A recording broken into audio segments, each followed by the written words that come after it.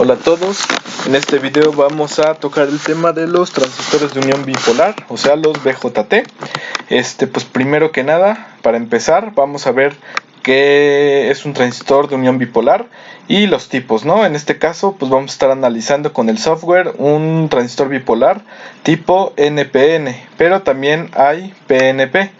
Vamos a ver cómo se comporta la estructura con los cristales. Y vamos a hacer un ejercicio al final del video.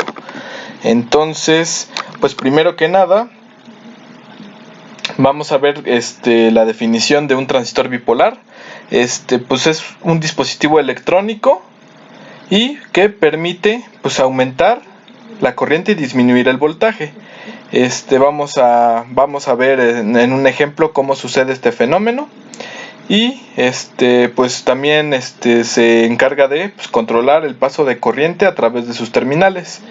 Entonces, pues primero que nada vamos a entender cómo funciona o qué mecanismos o qué procesos suceden en las uniones de los cristales NP y N, ¿no? en el transistor. Entonces para eso pues voy a ir a un dibujo que yo hice en Paint. Como podemos aquí observar, pues el transistor es la unión de tres materiales, ¿no? Un material tipo N, un material tipo P y otro material, en este caso tipo N. Nosotros ya vimos el tema de diodos semiconductores. En ese tema vimos que pues cuando nosotros teníamos dos cristales intrínsecos, o sea, totalmente puros, por ejemplo, silicio, si uníamos los dos cristales de silicio o los dos cristales de germanio, pues existía un equilibrio entre los huecos y electrones, ¿no?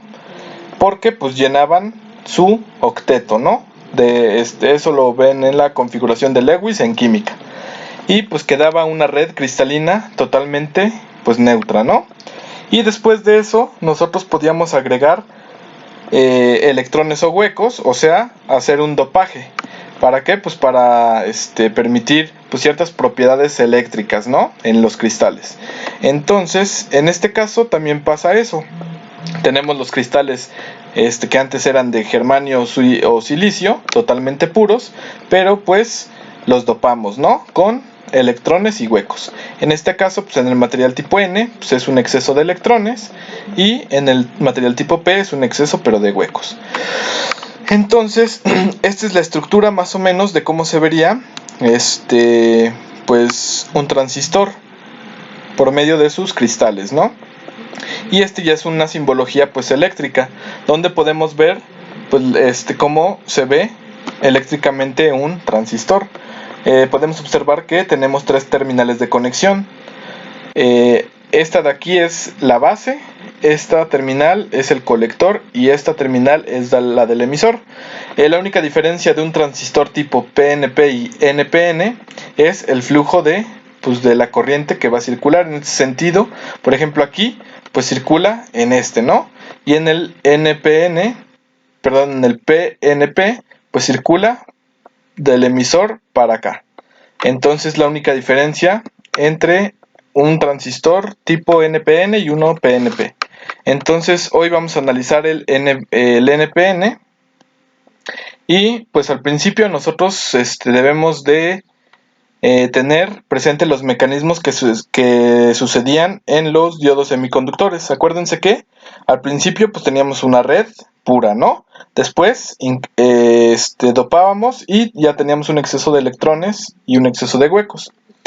Cuando nosotros hacíamos ese dopaje, pues los electrones, o sea, existía un proceso de difusión.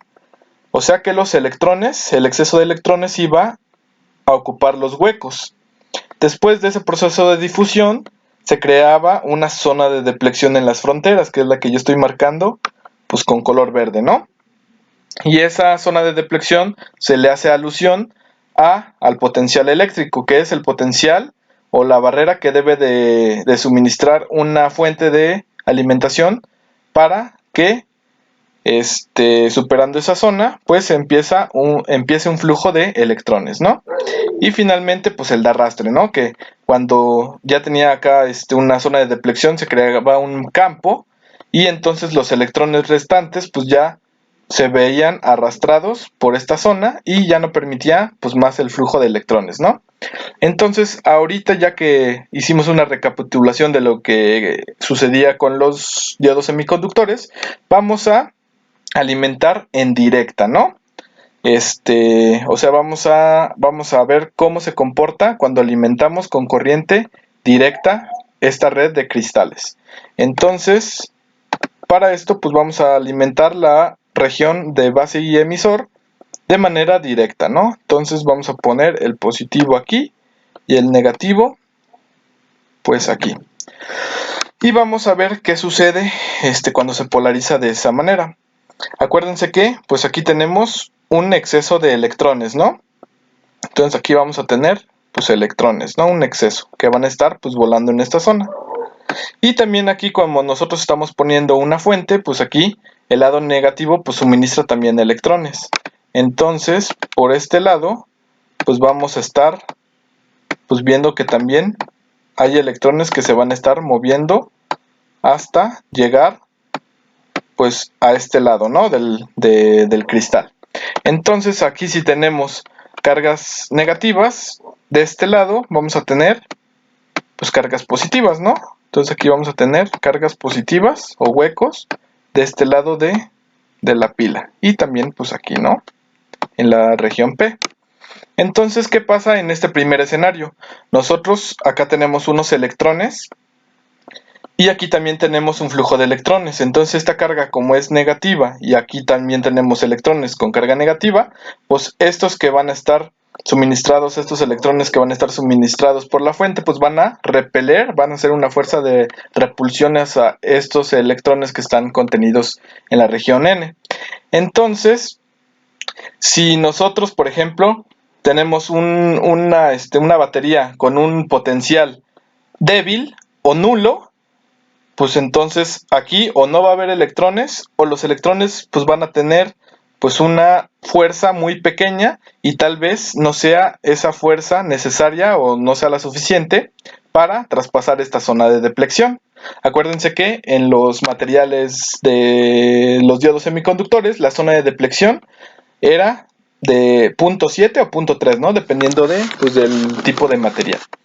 Pero en este caso, si ponemos, por ejemplo, 0.1, pues ya vamos a tener un flujo de electrones, pero cuando se haga la repulsión, pues aquí, pues no vamos a poder traspasar esta zona de depleción. Entonces, por lo tanto, estamos o nos situamos en la primera región del transistor. Bueno, en la primera zona de operación, que sería, pues, la zona de corte, ¿no? Eso quiere decir que, pues, no hay un flujo de corriente.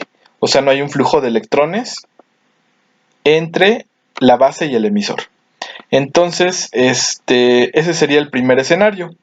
En el segundo video voy a explicar en qué consiste la región lineal y en qué consiste la región de saturación, y ya vamos a empezar, pues, con los ejercicios, ¿no? Entonces esto sería todo para la primera parte.